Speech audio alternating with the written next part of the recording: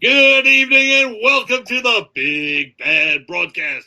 We are live every week on www.strongisland.com, and that's on Strong Island Entertainment app on your Roku, or you can watch us on YouTube. You can watch us anywhere. We're everywhere. Yes. And or you can watch us on our own website, which is www.thebbradio.com.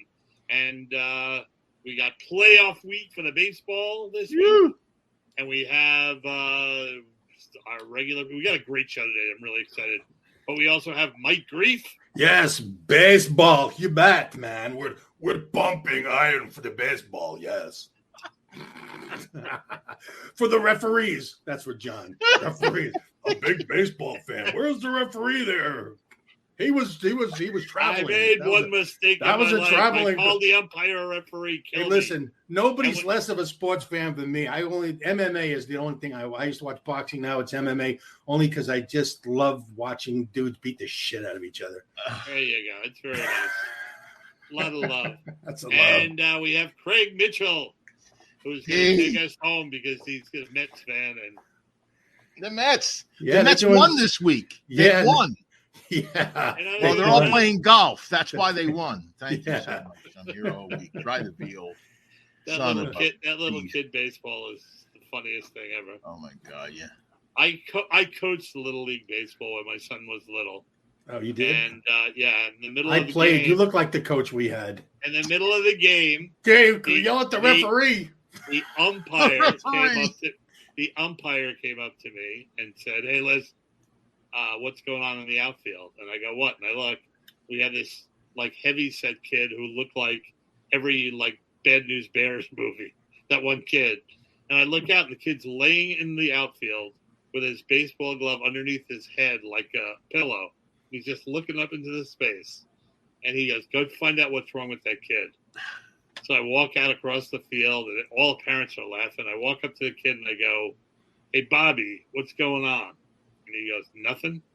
And I go, "You're laying in the field, half asleep. What are you doing?" He goes, I'm holding out for a shoe deal, coach." And I was like, "What?" And he was kind of serious. And I go, "Well, you can't hold out. You got to get up." And he got up. And then after that, I went back, and the ref goes, "Was there an injury problem?" I go, "No, he's just holding out for a shoe deal." And everyone started laughing. And then from that point on, that's what the kid's name was for the next 3 years. Shoe deal. That kid was me. That was me, man. I tell you, I was that overweight kid there that was I did the minimum, and of course they always put the fat kid's always the catcher, which was fine with me because I didn't have to move much, Fat kids, that's just like in the Bad News Bears. It was a fat. And he got to be violent too, because when somebody would run into a home plate and they'd run into you, I'd always, give him a shot. You weren't supposed to. Except you had brass knuckles. It wasn't fair. Wow. You're not going to score. Yeah. When I used to work in the Bronx as an X-ray technician in the emergency room, the worst day of the year to work was Bat Day at Yankee Stadium. Bat Day. I love Bat Day. Give 30,000 freaking crazy New Yorkers bats and let them travel on the subway. And beer. Bats and beer. It was like the movie The Wanderers. The Warriors. The Warriors. We'd traveling around just looking. I'm sure there was no crime committed on that day. Don't fuck with the Wongs. Don't fuck with the Wongs. I'm sure there was no crime committed on that day. You know what? Thank God the statutes of limitations have run out because they're probably still looking for me for a bat day. I went to one bat day at Yankee Stadium. I've never been more embarrassed because I misunderstood. I went dressed as Robin. It was really embarrassing. Yeah. Them tights will never be the same. Robin. That's for sure. So I had this old guy that came in the hospital once, and we're going to get to our guest. This old guy. And the hospital was pretty close to Yankee Stadium. And he says to me, "You want to know how I met the great Babe Ruth?" And I was like, "Yeah." And he goes, "The great Babe Ruth. Me and my friend Jaime were underneath the L one morning at 5:45 a.m.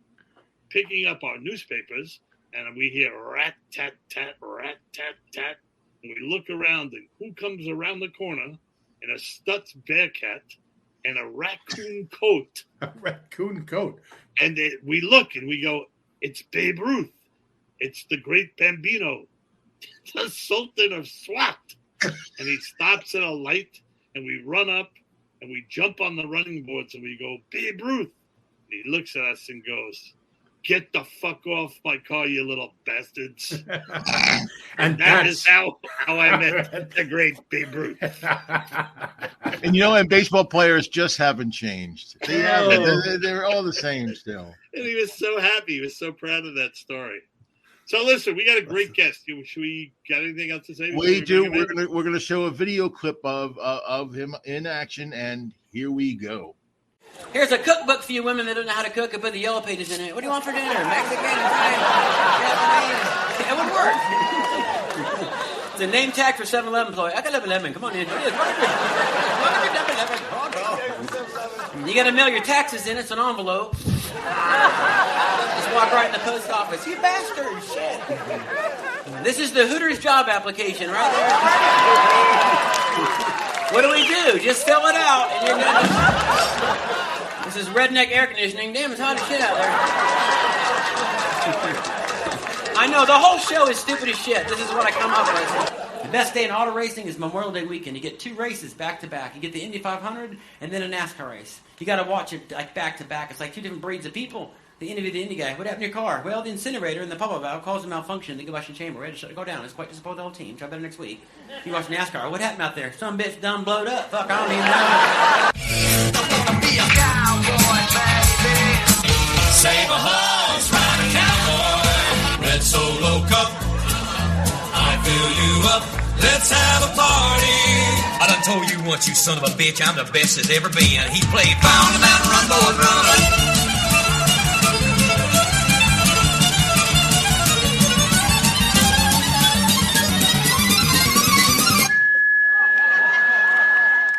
All right, so we're going to bring out our guest today, and I've known him for a really long time. He's one of the most successful, if not the best show in Vegas. He has kind of a grassroots kind of career, how he came up through the ranks.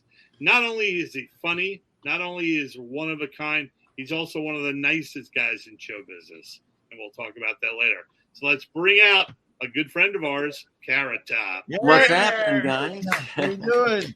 How are you guys? Good. I love that clip. That was a great clip. Yeah, man, that was my favorite clip of you ever. That was probably my favorite clip. Yeah. Oh. I like when the coach comes out to kind of encourage him. He just pushes him off. Like, I got it. What was he's talking about that clip of him that we just saw. Oh, that was it was a memorable clip. So, Scott, Carrot Top. Your name's up, so we can't call you Scott. Yeah. You call me Scott. Okay. So, you're originally from near Cocoa Beach, right? Yeah, Cocoa, actually. I My dad live in Merritt Island. Oh, gee, with him, we're definitely, we're right across. We had right there, yeah. Right across the thing. And that was the big town to go to Merritt Island to go to dinner, right? You leave Cocoa, you would go to Bennigan's, like, wow, we're going to Bennigan's. Like, that was it. Wow. It was the only restaurant we had. now that's a sad story. No, literally, it was at the Merritt Square Mall, like right across the street was Bennigan's. It was like a big, huge deal. We got a Bennigan's. Yeah. Which isn't there anymore. Probably not. So so you're not in some big like metropolitan area. So how did you get started in comedy? It was a great question. I went to FAU, Florida Atlantic University in Boca Raton. After I left there, and I went down there, and I was a courier, like driving around all day long in a truck delivering bank reports.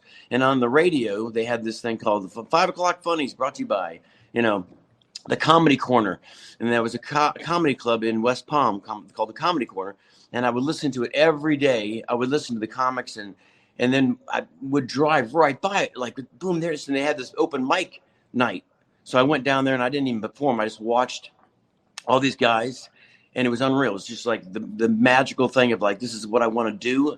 And then one time they had another open mic kind of thing, and I went down there. And at the time I was, I'd been thinking about doing comedy. I did like my college, I would do That was the first time I ever went on stage. Was in my little, my dorm mates went and watched me, and I just did I didn't do my joke. I didn't have jokes. I had a logo. I drew my logo before I had an act, but I had it all. Nice. I really did. I actually had a plan. I had a whole logo and everything, and a name and a brand. You knew you were going to be a success. No, I honestly, it's not a joke. So I was thinking like the Rolling Stones had a logo and the Grateful Dead had a logo, right? So I had this logo, and my friend's like, "What's that? Is that for one of your classes?" And I said, "No, it's from when I become a comedian." And like, "You're a comedian?" I said, "No, but I'm gonna be." And I've got the logo. I got the hard parts over. So hard part's done. And so I went up in the club and I put my little banner behind me. It's Carrot Top, and I went up there and I just told George Carlin jokes and whatnot. And I did great because they were George Carlin's jokes. And so how do you bomb with that, right? So I came off and like, wow, you were really funny. And I said, yeah. So I went down to the comedy club, the real comedy corner club, and I auditioned for this woman. And I'll never forget this. It was in the middle of the afternoon. She says, okay, go up and give me some of your act. And I went up there and I started doing, George Carlin's jokes. And she's like looking at me like, are you fucking this stupid? And then she said, she's like, stop, excuse me. Whose jokes are these? And I said, oh, I don't know. I think they're George Carlin's. And she's like, you can't do George Carlin jokes. And I said, you can't? They're really funny though. She's, no, I know that, but you have to do your own jokes. And I said, well, fuck, I don't know. Now it's hard. I don't know how to do this. So I went. Did you see my logo? Yeah, I got my logo. And I even showed her. I said, but I have a logo. So I went back, and this is how the whole Carrot Top started. So I went back to my dorm that night, and I was bummed. I was trying to think of jokes, and my roommate said that crime. I had a neighborhood crime watch sign on my dorm, and my roommate said, that's funny. And I said, what? Because I stole the sign. He said, see that crime watch sign, that's really funny. I said, it is funny, but what do you mean? And I used to always say, how good is their crime watch if they're not even watching their signs? So I went on stage with my first prop. It was that. I said, sorry, I'm late. I was out in the neighborhood, and I got a laugh. And I said, how good is crime watch if they're not even watching their fucking signs? And it killed. And then so I went down and auditioned, and she said, that's great. What else do you have? And I said, that's it. And she said, well, you got to have more than one joke. And I said, well, okay, maybe I'll steal some more signs. So I went around town, like literally Boca, West Palm, and I went and found any street sign that was funny. There was a whole bunch of them. I had like about 10 of them. One was like said slow children at play, and the stick figure on the sign had no feet. And I said, well, no wonder they're slow. They don't have any fucking feet. So there was all these sign jokes, and it turned into like a little 5-minute routine. And she loved it, and I ended up winning the contest. Like the first one I got into, I won with the little sign things. And then afterwards she came up and she said, do you have any more? And I said, I don't have any more signs. She goes, no, I think the sign thing's good, but you need more. Do you have any other things? And I said, no, but I'll think. I went back to my dorm again. And I don't know what happened. I was sitting there, and I remember the first prop. I said, there's a lot of old people in Florida, and you never can see their head when they're driving. So I just got a ball cap just like this, and I put an old lady's head on the top of it on a spring for old ladies to wear when they drove, so their head would go above the seat, and it boom, fucking killed.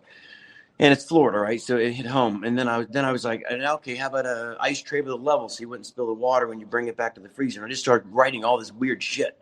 And then I had, another 5 minutes, and then I went and I kept winning these little things with the new bits. And then finally, I think one of my comic friends says, you could feature if you just build more shit. And I said, yeah, the more shit I had, the longer time I could do. So yeah, my goal is to be a headliner. So I'm going to build a lot of shit. And so I just kept building as many props as I could possibly be building until I could feature. And then one day they gave me the go ahead to headline at that exact club. So it was kind of cool that where I started doing comedy, I ended up a couple of years later actually headlining one of the nights. So it was really cool, really cool feeling. It's cool. Funny that you said that because we started Eastside Comedy Club with Richie Minervini and Eddie Murphy. And when Rosie O'Donnell came in, right, she came in to audition and she just did the same thing. She just killed. And we're all looking at each other going, that's Seinfeld's act. Oh, really? And she did the same thing. And we fun. went up to They her. say We Joan said, Rivers did the same thing too. well, we said, you can't do Seinfeld's act. And she goes, really? It's funny. That's You know? right. Exactly what I said. Well, they said you really were funny. I said, well, no shit, because it's George Carlin. Yeah. Well, here's a question I always wanted to ask you. Do you just remember your stuff, or do you look at the stuff and then you just go, well, I'm going to do that one, I'm going to do that one? Or do you have the original ordered in a certain manner? Oh, yeah. It's in an organized order. Yeah, mess. I mean, it's all late. Every prop I know exactly where it's at. So it's kind of but I usually go pretty much know where I'm going to go, jump to this one, to that one, and, move a lot. But then you add in like stand up, and then I have this big video wall, which is great because you can do another joke on the wall. So it's great. You do a couple props, and then you do a stand up, and then you do a story, and then you throw in a picture of, a Biden thing or whatever current joke is. And you have an amazing sound guy. I mean, the sound effects are. Yeah, we have a lot. Right? It's crazy. It's a big production. I mean, it's not. I mean, how many to cart that whole act out of there? What is it? About 3 semis or something? It's about a semi full. Yeah. Wow. It's a lot. It's a production. It really is, and it always really started. Is. Yeah, it started back in the day when we were on the road more than I'm in Vegas now. But we did road shows. We had a full semi. We had pyrotechnics. We had ramps and it looked like a Motley Crue stage. It had fucking risers and this big flame cannons and people were like, "What the fuck?" But then when you see the show, it would make sense. Like I remember when the flame cannon goes off, and you're like, "Ah!" Yeah. Yeah, that was crazy. It was a full-on rock show. Yeah, it was great. One of my favorite jokes, which I probably don't even have the wording right, is when you had the mask of the dummy, the car dummy, the safety dummy. Oh, crash test dummy. And you go, when you pick up a hitchhiker and you put that on, you go, you better buckle up. Yeah, I forgot what it was talking about. It really made me laugh. It was fun. Yeah, pick up hitchhikers. Yeah, hitchhikers with this thing on. Yeah, come on in, get in. Now you'll be fine. Yeah. But well, 1 second. I remember when I was working in Vegas, you had this big luncheon for like all the comics, which was so sweet. And John Mendoza said to me, "Have you ever seen your Carrot Top show?" And I go, "No, I haven't. I mean, we know each other, but I never saw the show." And he was like, and he's like kind of like a purist, when it comes to comedy. And he's like, "You got to see it. It's the best show in Vegas." Well, that's very sweet. And I went and I saw it, and then I think we saw it like three nights in a row. That's how good it was. Wow. Well, that's definitely a huge compliment for a comic, because it's like I can watch something once, but if it's really good, if you come back more than once for a comic to see another comic, and I can see you 1,000 times, and it's always funny. It always looks original because you move so fast and you go through so much stuff. Well, I have places to go. I mean, I got to get out of it. We had Amy Poehler came last night. Nice. Very, very sweet. I mean, just great. And speaking of that, when you perform in front of other comics, you always think, shit, I'll make this in. But the person that I was trying to think who that came to my show 2 nights in a row that shocked everybody was the band Queen. So they isn't that crazy? So they came and they it was such a great show that night. And they came back and they were like, "Fuck, man, that's such a good show, Scott." Yeah. And I said, "Yeah." And they're like, if you don't, no, Roger's the drummer. He was went outside to do something, and then Brian, the guitar player, says, "I don't want to be that guy, but you think it's possible if I can bring my son tomorrow?" And I said, "You want to come back tomorrow?" And he's like, "Is that okay? I don't want to feel like." I said, "Fuck, are you? Yes, please come back again tomorrow." But he left, and my friend's like, "The Queen's coming back twice." I said, and then here's what's funny, kind of taking it however way you want to take it. He brought his kid back, and it was a fucking great show again, right? It was just a great. All right. Sorry. And he says to me, "I got to be honest with you. The reason I wanted to come back again because I didn't think it had to be like a fluke. It couldn't have been that good." And that's how he said it though. And he said, but it was even better the second time. So I just remember driving home thinking that was too good. That can't be like that every night. And he came back and he said, "Okay, you got my wish." So that was pretty cool, pretty stressful. But it was funny how we said, I thought it was kind of like a fluke, Well, it's funny because when I was out in Vegas, I was there with my ex-wife, who is a dancer and a choreographer. So we had to see every dance show in Vegas. And she was like, yeah, the hell with the dancing. Carrot Top Show is the best show we saw. Oh, nice. Which was really amazing because, it's like she'll stop to watch people dance on the street. Yeah, it's too bad Queen didn't come back the third night because then I did eat shit that night. I do remember that. Well, as soon as I can convince my wife that we're not going to die of COVID, man, I'm going to take a trip to Vegas and come and definitely check out your show again. Oh, I love that. Yeah, please do. I'm going tonight, actually. Are you still at Luxor? Going tonight? Yeah. You've seen it a lot. And you know who's coming to the show tonight? This has been great. So this week has been fun. We had Steve-O. Right. Came last night or the night before, then Amy Poehler, and tonight is Fred Schneider from the B-52s. Wow. Nice. Isn't it? Cool. Like, it's like Love Shack, baby. I mean, I love that song. I know. Have him stand up and yell that out. Right. Oh, I'm gonna fucking go out and stand and dance with him out in the middle of the crowd for sure. Well, we have your website in the bottom of the page. But are you still a regular at the Luxor? Yes, Luxor every night. Been there 17 years. Yep. Oh wow, that's amazing. I want to ask you, do you ever swap out? Do you have the same show every night, or do you swap and mix and match? And I do on Tuesday night. I do it all in French. Nice. We. Yeah, no, I don't ever swap out.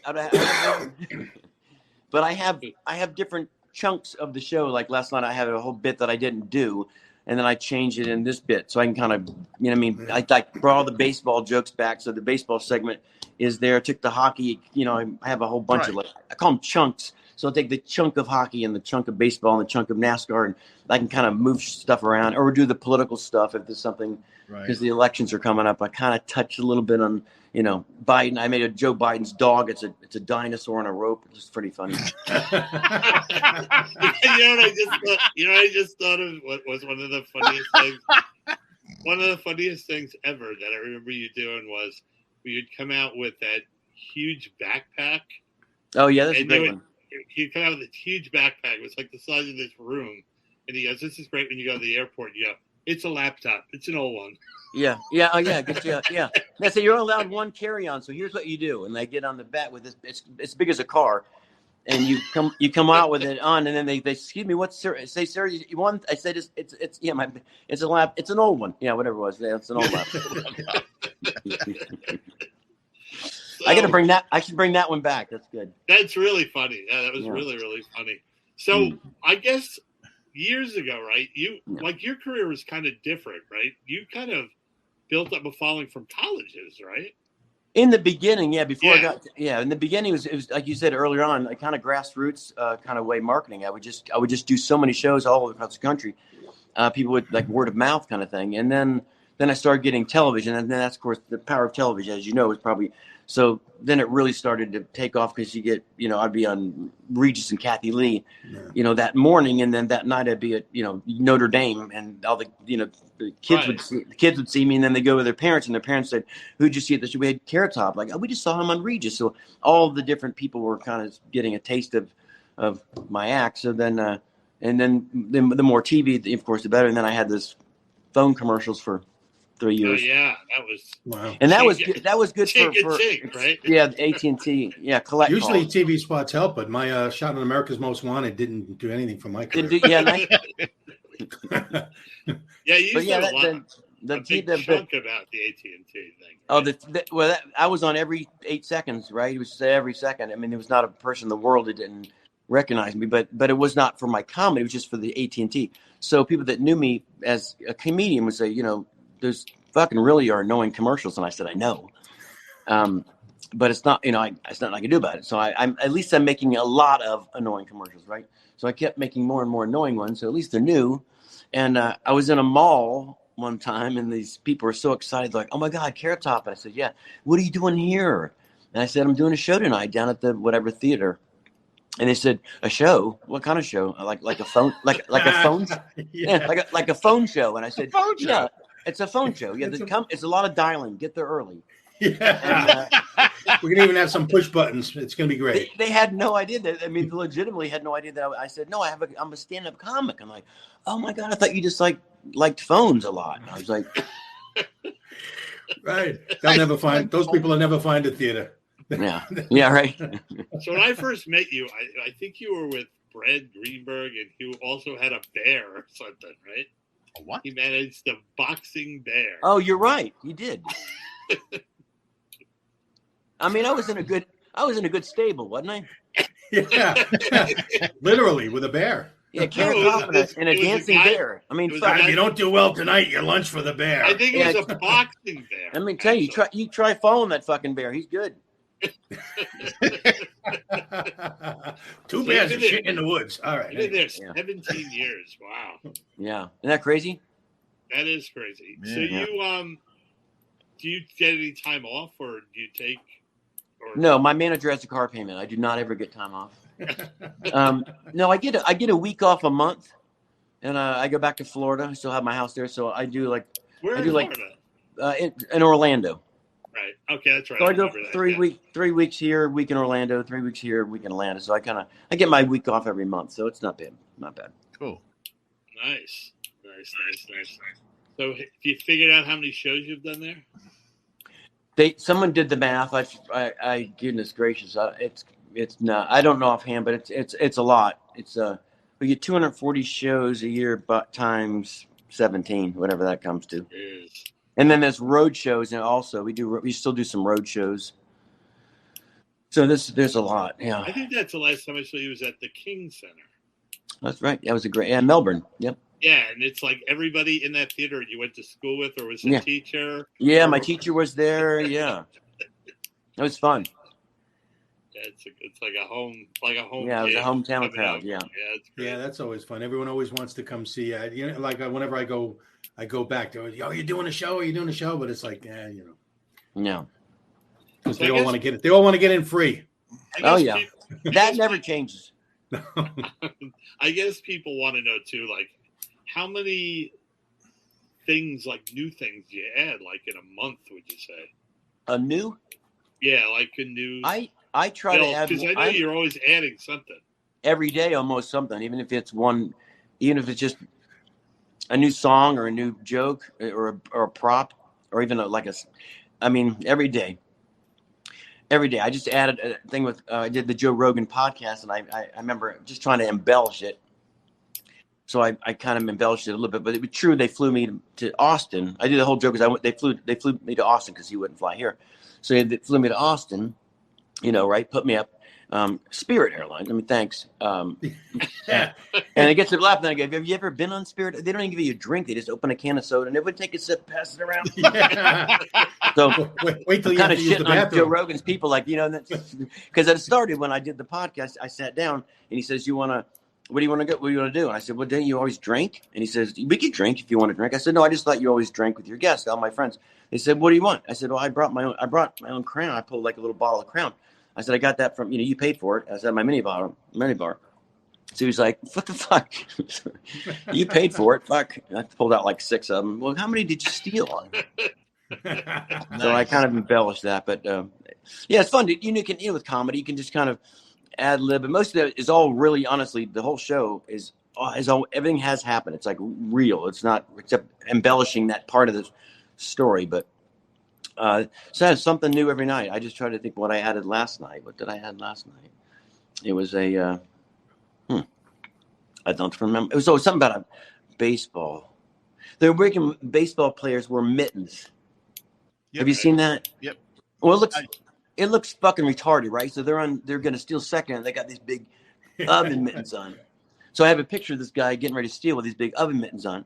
I said, God damn, look at that. What happened to baseball? And I said, did you see Martha Stewart trying to steal second yesterday? And it's Martha Stewart with this big cooking mittens. And this looks funny. So it's all, it's current stuff that happens in sports or happens in general. I have a Gallagher bit that is going to be outrageous.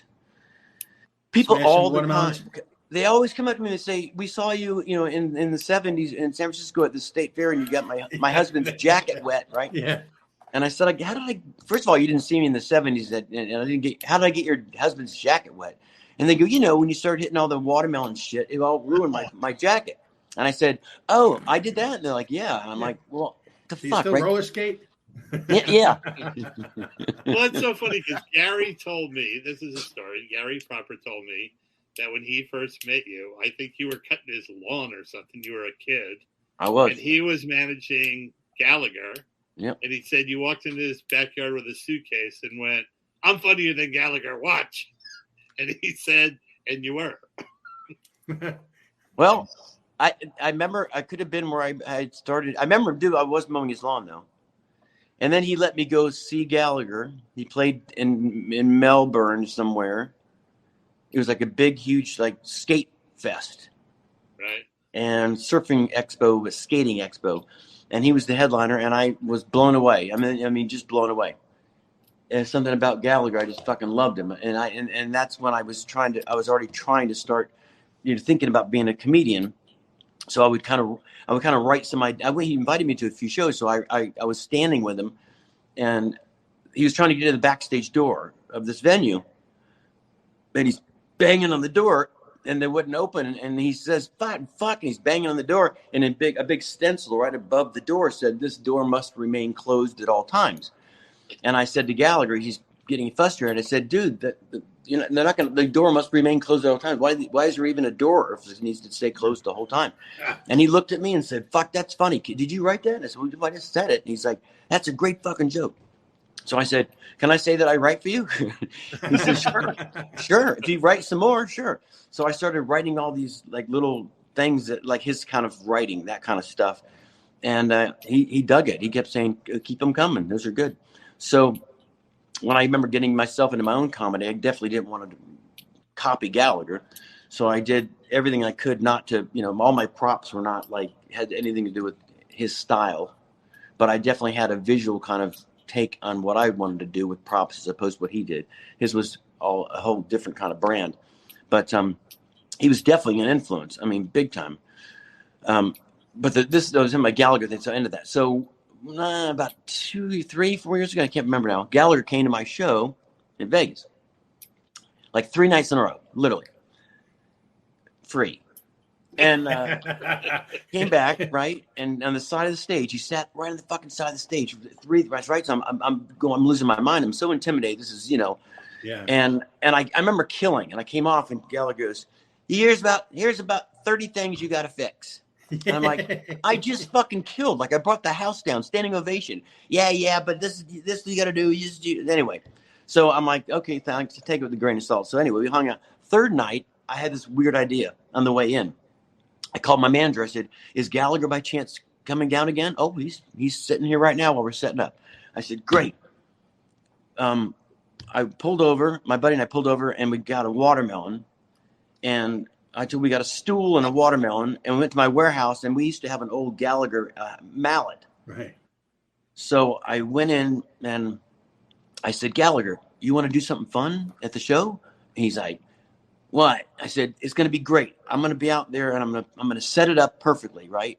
I'll talk to the audience about the lady in the front row. Is like, when are you going to hit the watermelon?" I said, "You're at the wrong fucking show, lady. I don't hit the watermelon." Jesus Christ. And then I looked over and said, "If you see if you can find a cantaloupe or a watermelon, if we can find it, then make this lady happy." Setting it up like, again, I'm not going to hit a, you know. So as the show progressed, I get done, the finale, I come out for my bow. I come walking out with a stool, put the stool down, put the watermelon on top of the stool. I got the sledgehammer, the whole crowd's going fucking ape shit. And right when I go to hit the watermelon, Gallagher comes out and grabs the watermelon and shoves me all across the stage. But he shoves me so hard, like he's fucking not fucking around. I'm just like really mad. It's supposed to be a funny bit, but he's like, "Get at it." And I remember like falling, and the whole crowd's like, "Oh my God." And they're going crazy. It's fucking Gallagher. And we'll have to find it. I have it on video. It's so fucking great.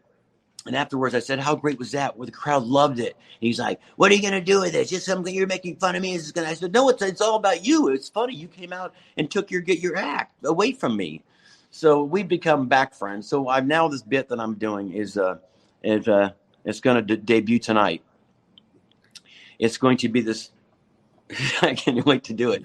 It's going to be this. My buddy. It took 7 months to build it. It's an actual bomb, right? It's a bomb inside of this box. So there's a watermelon, and when I hit the watermelon, it releases like just all this, not anything wet, but streamers and confetti. It's gonna look like it exploded. Strobe lights are going, and you hit it, and it goes. It'll be a big thing, but it's like homage to Gallagher. So then I'll get sued. Sued. How's he doing? I heard. I mean, I'm only friends with him on Facebook, but I mean, I know he was having some health issues. Yeah, I know. I heard the same thing. He texted me back the other day about something.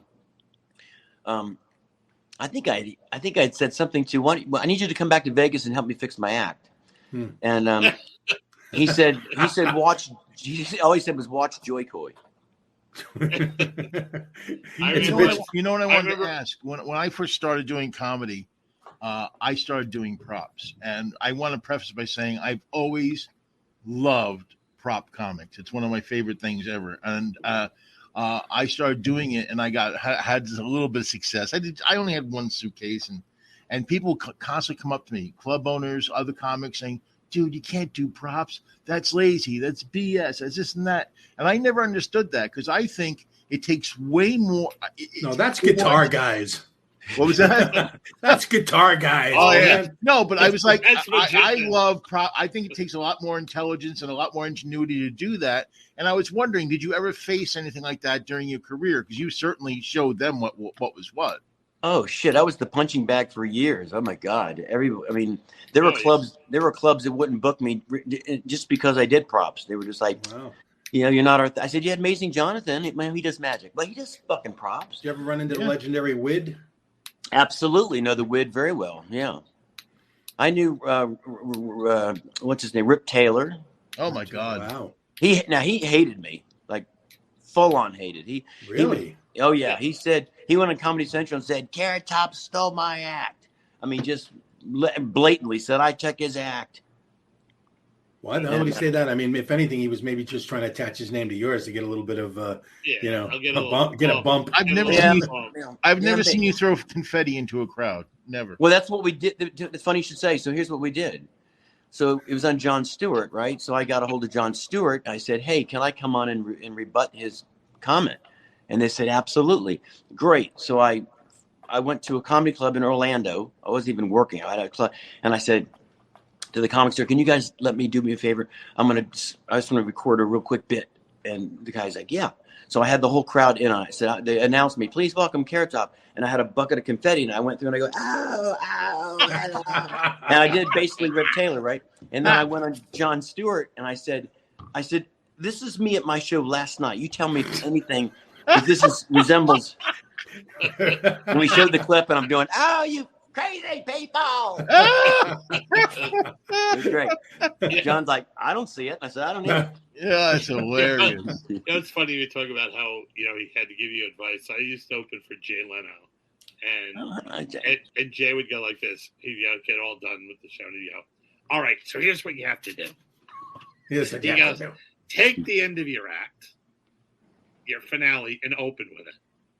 Then get rid of the other stuff from that point on, and then it'll force you to write new stuff." It's like, yeah, okay, I just worked to get to this point. Yeah. I'll just throw everything away and start all over again. I never got good advice from any of legendary. I met Kinnison once, and I said, "Can you give me advice for a young comic?" He said, "Yeah, date waitresses." That was his advice.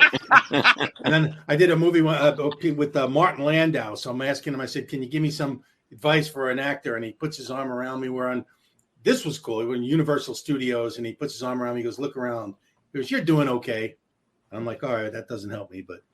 But it was Martin Landau. What are you going to do? How cool was it that George Carlin put your name in a joke?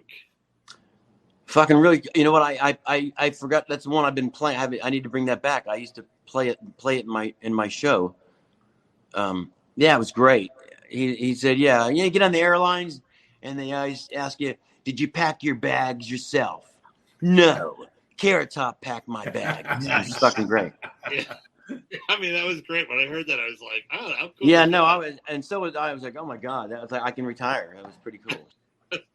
Can I? Did you ever have a bit you worked out that you worked real hard on, and you put it on stage, and you loved it, but it just didn't translate? Has that ever happened to you? There's thousands of them. Literally, that happens to yeah. everybody. My warehouse has a shit ton of stuff that just for some reason just never. But there's there's not that many, but there's been a few that have shocked me where I'm laughing while I'm making it, thinking this is going to be so great, and it just It just didn't but it's some that don't work. There's some that would work on TV and that won't work in the live show. One was an ashtray. It was an ashtray with a baby bottle on it, so women could feed their baby and still have a smoke break.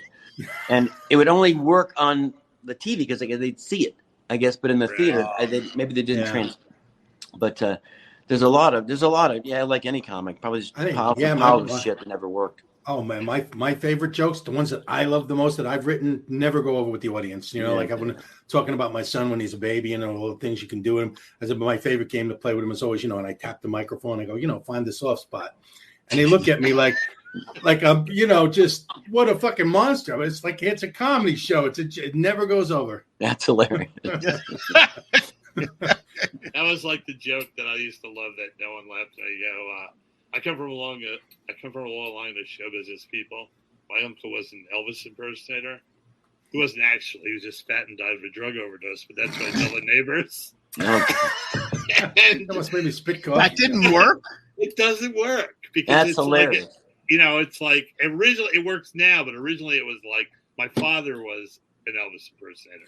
And I think it's a dead father joke. But as your uncle, it's just weird. Yeah, it's just so one word.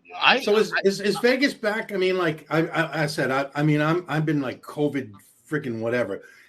Are your shows full? Is Vegas full? We've been full for a while actually. Yeah, last night we were full. It's been good. And Vegas in general, like when you're traveling around, is it crazy packed, like back to what it was? I mean, it's back to normal. Yeah, everything seems to be back to normal. There's a steady. I mean, the strip's good. The rooms we had big conventions are back. So yeah, cool, the hockey games are back. All the hockey games have been sold out. So it's I'll be hitting you up for some free tickets soon. Anyway, no. Let me. How big a warehouse do you have? It's pretty big. It holds a lot of unfunny shit. It holds a lot of unfunny shit. I have it's funny because I just did a joke in the show. It's an old prop. I mean, like when I first started, 1980 something. It was a big bag of Coke, like fake bag. It's all laundry detergent, right? But it looks like a big bag of Coke. And the story in Oregon just broke not too long ago. It's legal now to walk around Oregon with cocaine in your pocket. So I tell the story. I said, now you can actually walk around Oregon with cocaine in your pocket. No straw, but that's the law. It's a whole law. Like you can have the actual. You can't have the device. Saving trees. Yeah. So anyway, the whole bit. So I do the thing. I said I'm going to walk around the airport tomorrow. Then I hold the bag. I'm trying to find Portland. It's like gets a huge laugh, but it's just a bag of Coke. And then I say, this part is the part of this makes me laugh. This used to be a different joke way back when I started. And I was going to the Bahamas. And this is all true, right? So the guy says, what I told first I said, I knew I had a big bag of Coke in my warehouse. So I said to my crew, hey, there's a big bag of Coke in my warehouse. If you guys could, guys, they're all, not real Coke. So they find it. They bring it back. It's not real Coke, but looks like it. And I'm going to the airport, right? And the guy says, what's in the box, man? I said, props. He's like, what's props? And I said, they're jokes. I'm playing the comedy club. He says, you mind opening the box? I said, no. And I opened the box. And right as I opened up the box for him to start digging through all my stuff, I see that bag of Coke. And I'm like, oh, my God. And he pulls it out. First thing he pulls out, he goes, what is this, man? And I was like, it's just laundry soap. He's like, okay, have a good flight. Are you fucking kidding? It would be like $1 billion with the Coke. That's almost an insult. That's almost an insult. He looked at you. He looked at the Coke. He's like, "No, you couldn't afford this much Coke." It's so funny, those people. I was telling these guys, I was doing this like theatrical seance, and I had all these like weird props, like the content. And so I'm going to the airport, and the guy opens my suitcase, and he goes, "Sir, can you tell me what this is?" I go, "Equipment." And he goes, "For what?" And I go, "I contact the dead." And he goes like this. He goes, "Okay." and I help him. It's just like I don't know. I just didn't think he wanted to be involved. No, that's funny. You still hitting the gym, man? A little bit. There you go. There you go, baby. Yeah, I mean, I hit it, not like I used to, but I run and I still, just keep in shape, keep brain, lean. Not like I was. I was a monster for a bit. So I don't run, I limp, but I've been hitting the gym 4 or 5 times a week. I've been to the gym 16 times in the past 7 days. No, you've been with Jim 6 or 7 times. Sorry. Stop, Craig. Actually, my joke was going to be because I drive rideshare, and it's a very popular place to drop people off. You ever see that meme with a woman on the couch and she's like crying, like kind of old fashioned, and she goes, I can't believe it. I missed the gym again today. And she goes, 16 years in a row. 16 years in a row. I'm heading there after this, man. I'm going to go work out because I've been posting. I'm saying I've been working out, getting ready for Carrot Top, man. I got to. Yeah. Now, we talked about jokes that didn't work. Now, since we started with baseball, I had a joke I did. This is about 1990, 1991 that never worked, and I thought it was great. And I just would come out and go, Lou Gehrig died of Lou Gehrig's disease. What are the odds of that? But here's a question, Craig. When a joke doesn't work in your act, how do you know? Oh, damn. Is that mean? When I tell it to your mom at night, she laughs. Oh, yeah. Oh, my God. I had to go to your mom. I had to. Yeah. Oh, my God. Well, as long as you wait in line, she don't mind.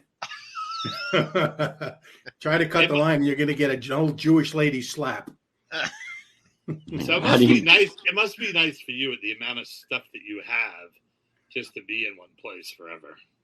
Oh yeah, no, it's great. Yeah, I couldn't happen to a better guy. All that shit I have. I mean, all the shit I have. I'm so lucky to be the guy that just to stay and put. Because when I first started, people would say that to me. They'd say, "You're going to carry all this shit around the country your whole career." I said, "No, I'll have people carry it around." There you go. Right. Well, I remember I followed the WID once on like a tour down south, and by the end of the tour, I had a whole other suitcase of his crap that I found behind a curtain or whatever, and I'd call him up and I go, listen, I found a giant coin. I found this. And could you mail it back to me? I've been looking for that. When I opened for the WID, I would come on after him to say goodnight, tip your waitresses, and there was so much stuff. Oh, I was gonna say, yeah. I used to, but I would step on. I hear it cracking. I'm like, I'm breaking his stuff, but he didn't seem to mind. I guess. Whatever. Well, nobody deserves all that success more than you, man. You deserve to be in one. You're making them a fortune, and I'm sure your show is probably the best show in Vegas. And I'm sucking up because I really do want some free tickets. No, I'll pay for them. I'll pay for them. I'm just kidding. I don't want to be one of those guys. No, I want free tickets. I would love to have you guys come though. That'd be great. Yeah, absolutely. And you had like, from what I remember, you had like an amazing T-shirt sales too, right? Oh yeah, I think I got one on now. I got one on now. There's a Carrot Top one. Oh, there you go. Very cool. Yeah. you know that there's a Carrot Top American flag company? Yes, I do know that. I know every Carrot Top thing out there, and the only reason I know this, I was looking for an email before, and I put in Carrot Top, and it came up Carrot Top Flag Company. It's like, what? I don't know.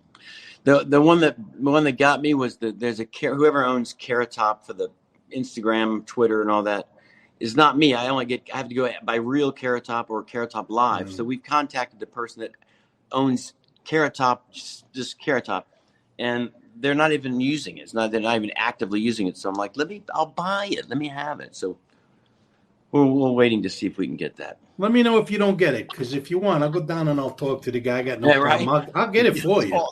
I'll get it for you. You know what I'm saying? You don't want to know how because you need that plausible deniability, but I will get you what you want. That's funny. My daughter told me to say hello to you. Oh, good. I guess when she was in NYU, she came with a couple of people, and you had shots on stage with her to me. Nice. Which is very cool. Oh. She goes, it made me feel like such a big shot in front of my friends.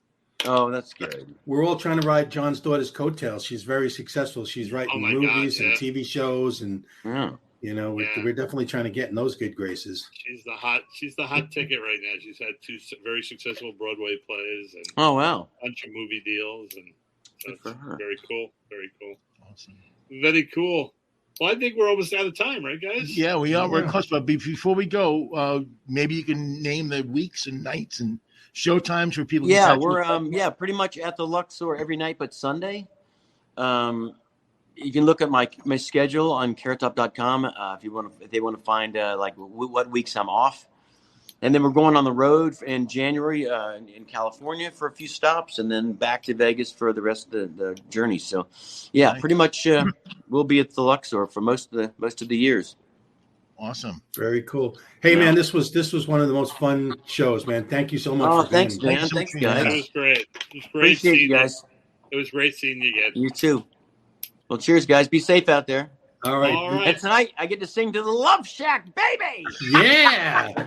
Love Shack. Tin roof. Love Rusted. that. Tin roof. Yeah, my big is a whale, and it's about to set sail. Love Shack, baby. Yeah, it's gonna be fun. Yeah, I got to dance whenever that comes on. It's very awkward when I'm driving, though. But still. Yeah. Well, thank you so much for doing Yeah, the show. man. We really, really appreciate it. Thank you, Scott. And Guys. all continued success. Thank you Likewise. so much. And we will we'll see you in catch- Vegas for we'll all sure. catch up sometime. All right. Thanks, All guys. right. Cheers. Thanks, Scott. Bye. Thank you, buddy. Wow, that was Woo. great. That Yeah, was he's- really great. That was one of the He's most fun awesome. shows we've done, man. What a great Seriously. That guy. was great. What a great guest. So many Very, very stories. funny. Man, that's some gig, man. 17 years in the same spot. Wow. Really. I know, really. That would be pretty cool. It's like a real job. You know what, though? The truth is, though, he deserves it. It's like I'm Oh, sure without that a people doubt. come to see him, and he makes a lot of money for them. You know, the So show I'm is sure- the show is incredible. yeah. It's just the size of it. It's like going to a rock show. Hey, I'm not even kidding, man. I'll tell you, if I can talk my wife into it, I would definitely. Vegas is 3 hours, man. I'll take a drive, and I'll definitely go, and I'll even pay for the tickets because Wow. No, actually, Craig, I'm going to get his email from you so that I can He would get email mad him if for you some. paid.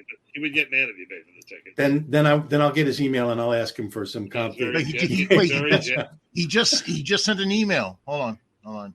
Just Tell Mike Bree- and John, thank you very much. I had a great time being on the show, and you're paying full price. There you go. So You know what the truth is, though. You're right. He might be insulted, but I would because he's that good. I wouldn't even mind paying to see him. So Yeah, but if you pay to see him, then you won't get to see him. If you yeah. talk, and then you'll get to see him after. No, listen, I'm a cheap bastard. Trust me. If he'll comp me some tickets, I'll take them. Oh, that was great. That was really yeah, great. that was So, I mean, that was a hell of a lot of fun. It really was. Yeah, and he's Great, like such a great friendly, story. nice guy, man. So And the Really. fun continues because next Thursday, or next Friday, sorry, yeah. we have Adam Ferrara. Oh, That's wow. going to be fun, man. Boy, there's Yeah. a lot of history there. Oh yeah. God, we've all known Adam for what, 25, 30 years? Oh yeah. I worked with him at a ground round when he had 5 minutes. Him Wow. and Kevin used to hang out together all the time. Yep. Kevin James. Isn't it amazing, all the guys from Long Island, that we were My all ex- such a tight-knit group? My ex-wife used to call him Laurel and Hardy. What James and Kevin and Adam? Kevin and Adam. Oh yeah, man. Well, they shot. I mean, in the '90s, man. We started kind of at the same time, and I thought I was doing good, and they just exploded, and I realized, okay.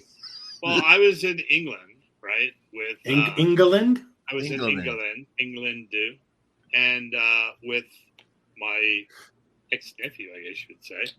And we were watching TV, and he goes, "Hey, have you ever seen this show?" And I go, "What?" He goes, "It's American Top Gear." No. And they turn it on, and it's Adam Ferrara. And it's Yeah. Adam, yeah. And I go, "Oh my God, it's a friend of mine." He's going, "No way."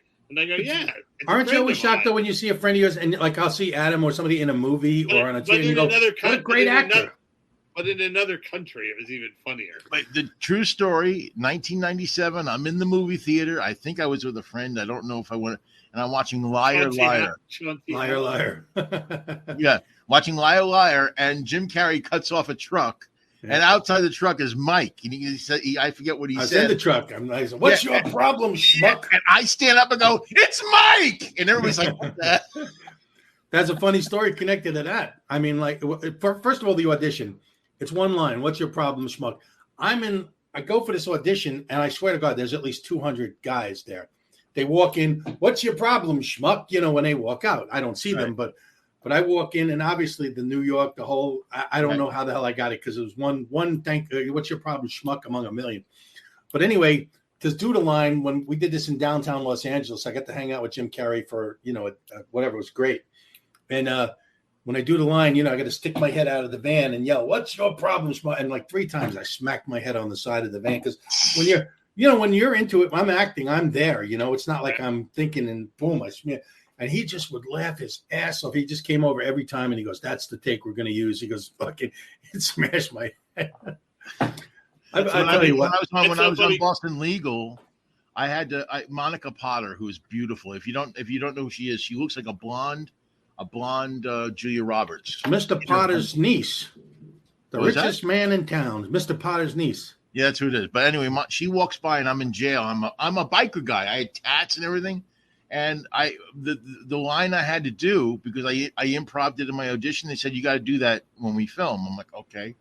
Was I had to snort and go, ever do it hog style to her. Right. And we shot it like 3 times and then went, okay. And she turned around and she went, hog style? And I went, got me the part. She went, oh, good for you. That's so funny is that was your line because my only line in Writer PI was almost the same line. I go, "What's your problem, dickweed?" Thank you. You've been a great crowd. Try the veal, What's your problem, dickweed? I joke with my wife because I've done some good show. I've done some incredible shows, and then I've done some where I only get 1 or 2 lines, and so I always laugh whenever I get a part, and it's or we're watching somebody else, and they do like this one line, and it's funny line, and they get a great line. I go, "That's the Mike Grief part." Well, my favorite thing that I just always remember you is that scene on Home Improvement when you're in jail. Oh, in jail, right? The funny thing about that too is that was an improv because they had the first of all that started as me being a pickpocket. Right. I read that line and it was a pickpocket, and he goes, "Well, you don't look like a pickpocket." And I pull out his wallet and I go, "Hey, but good, ain't I?" That was the whole part. It was 2 lines. They liked me so much when I auditioned for it because I was just messing around and having fun. And you got to remember, I don't have a resume at that time. That was the first big show I'd ever done. And you got to have balls to walk in. And Tim Allen the show was like the #1 show in the country, the whole thing. And I'm over there, I do this thing and I'm like, I go, "Yeah, Tim and Al, this is whole whatever." And just they're cracking up and they're like, leave that. Guys, we're out of time here. We have to say goodbye. All right. Farewell, fare thee well, fare thee well. All right. Well, I hope you guys had a good time, and we'll see you next week with Adam Ferrara. Yes. And we're on Roku channel, the Strong Island Entertainment. Get the app. Nope. And we're on there you go. StrongIsland.com. And thanks again to Carrot Top. Regular website, which is www.thebbbradio.com. You can see us on YouTube. And special thanks to a great guest, Carrot Top. And let's have it for Mike Grief. Yay! And Craig Mitchell, who gave us a heart attack early this morning. And I'm John Ferrantino. We'll see you next week. Peace. Bye. Peace out.